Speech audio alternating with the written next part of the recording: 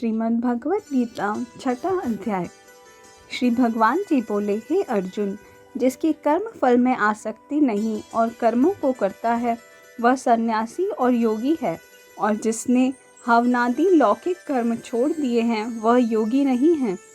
हे अर्जुन, जिसको सन्यासी कहते हैं उसी को कर्म योगी जानो, क्योंकि संकल्पों के त्याग के बिना कोई योगी नहीं हो सकता। जो मुनि योग प्राप्ति की इच्छा रखते हैं उनके लिए उनका साधन कर्म ही है, और उनके योगी होने पर उनका ज्ञान पूर्ण होने का साधन उनके चित्त का समाधान है।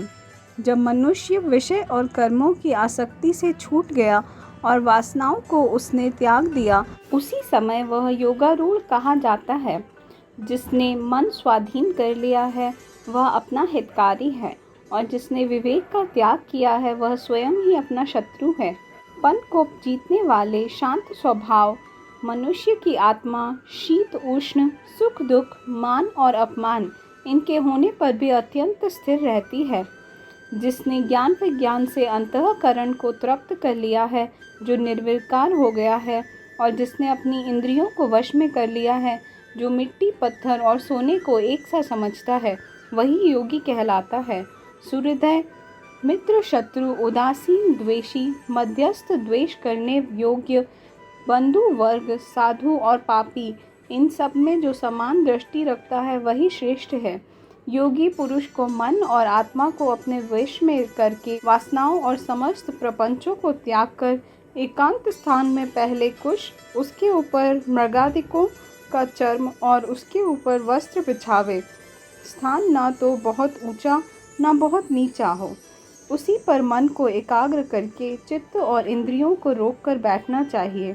आत्मशुद्धि के लिए योग करना चाहिए।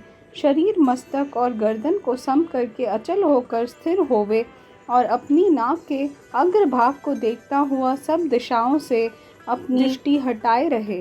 भय रहित होकर शांत चित्त से ब्रह्मचर्य व्रत का पालन करे, मन को योग में लगाए। इस प्रकार मन को वश में करने वाले योगी को निरंतर योगाभ्यास करते रहने से मुझ में रहने वाली और अंत में निर्वाण पद अर्थात मेरे स्वरूप में लीन करने वाली शांति प्राप्त होती है। हे अर्जुन, जो अधिक भोजन खाता है या अनेक दिन उपवास करता है, जो बहुत सोता या जागता है, उसको योग प्राप्त नहीं होता।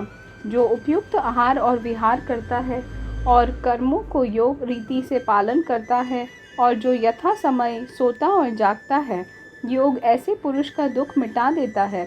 तब संयम को प्राप्त हुआ चित्त अपने आत्मा में स्थिर हो जाता है और सब कामनाओं से निवृत्त हो जाता है। तभी योगी मोक्ष पद पा जाता है।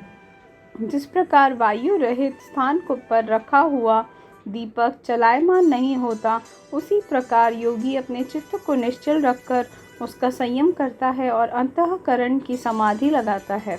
जिस जिस अवस्था में योगाभ्यास के कारण चित्त का वेग रुककर विषयों में पृथक होने लगता है, और जब शुद्ध अंतःकरण से आत्मा को ही देखकर आत्मा में ही संतुष्ट होता है, जिस अवस्था में वह अत्यंत सुख और जो इंद्रियों द्वारा जाना नहीं जा सकता वरन केवल बुद्धि से जाना जाता है, अनुभव करता है, और जब वह योगी आत्मस्वरूप में स्थित हो, उससे विचलित न हो, जिस अवस्था को पाकर फिर और कोई लाभ उसको नहीं जचता, और जहाँ स्थिर होने से और कोई बड़ा भारी दुख उसे वहाँ से चलायमान नहीं कर सकता, इस अवस्था को दुख संयोग वियोग कारक योग नामक जानना हो, सो योग निर्विकल्प चित्त से निश्चय करके ही करना चाहिए।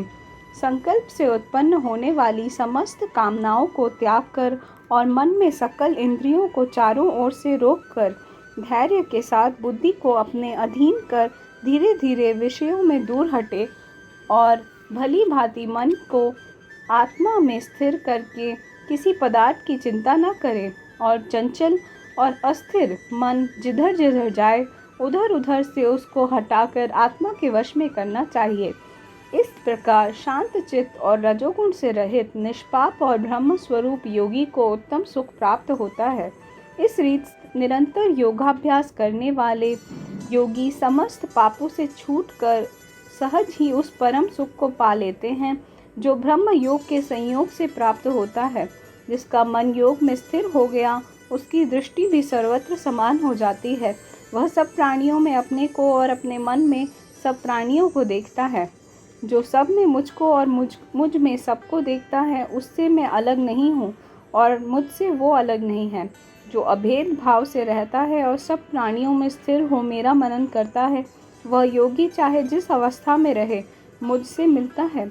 हे अर्जुन, जो सब प्राणियों के दुख सुख को अपने दुख सुख के समान समझता है और समभाव से देखता है, वही श्रेष्ठ योगी है। अर्जुन ने कहा, हे मधुसूदन, आपने जो यह योग सिखाया कि सबको आपने समान देखें, सो मन के चंचल होने के कारण उसकी दृढ़ स्थिति अपने में नहीं देखता हूँ। हे कृष्ण, मन बड़ा ही हठी, पराक्रमी और दृढ़ है। इसको अधीन रखना तो मुझे वायुओं को बांध रखने के समान प्रतीत होता है। श्री कृष्ण भगवान ने कहा, हे महाबाहो, इसमें संदेह नहीं कि मन अति चंचल है और इसे वश में करना बड़ा कठिन है। फिर भी हे अर्जुन, अभ्यास और वैराग्य से अधीन कर लिया जा सकता है। जिसका मन वश में नहीं, उसको योग अत्यंत दुर्लभ है, ऐसा मत है। परंतु मन को वश में करने वाले प्रयत्न करते रहने से उपाय द्वारा इस योग को प्राप्त कर सकते हैं।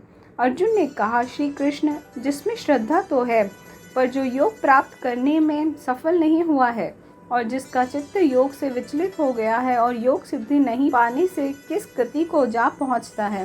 हे महाबाहो, जिसका पहला आश्रय भी गया और ब्रह्म प्राप्ति भी नहीं हुई, वह दोनों ओर से भ्रष्ट होकर विच्छिन्न मेघ के समान नष्ट तो नहीं हो जाता। हे कृष्ण, मेरा यह संदेह आपको ही दूर करना पड़ेगा। इसको दूर करने वाला आपके अतिरिक्त अन्य कोई नहीं है। श्री भगवान बोले, हे तात, उसका यहाँ नष्ट नहीं होगा और परलोक में भी नहीं होगा, क्योंकि उत्तम कार्य करने वाला मनुष्य बहुत दिनों तक पुण्यवानों को प्राप्त होने वाले लोकों में वास करता है और वहाँ से फिर किसी पवित्र और धनवान के घर में आकर जन्मता है, अथवा वह बुद्धिमान योगियों के योग के कुल में जन्म पाता है। इस प्रकार का जन्म पाना भी इस लोक में बड़ा दुर्लभ है। हे कुरुनंदन, यह योगियों के वश में जन्म लेकर पूर्व जन्म के बुद्धि संस्कार अर्थात आत्मज्ञान को पाता है और पूर्व जन्म में किए योगाभ्यास के बल से अनेक विघ्नों को पड़ने पर भी मोक्ष को प्राप्त हो जाता है। बड़े श्रम और यत्न से जो योगाभ्यास करता है, वह पापों से शुद्ध होकर अपने जन्मों में प्रसन्न परिश्रम करके सफल होता है और परम गति को पाता है। बड़े बड़े तपस्वियों से योगी श्रेष्ठ हैं, ज्ञानियों से भी योगी श्रेष्ठ हैं। इसलिए हे अर्जुन, तुम योगी बनो। केवल मुझ में ही मन लगाकर मेरी प्राप्ति के लिए जो मेरा भजन करता है, उसको समस्त योगियों के मध्य मैंने अत्यंत श्रेष्ठ माना है। श्रीमद् भगवद गीता 6वां अध्याय समाप्त। धन्यवाद।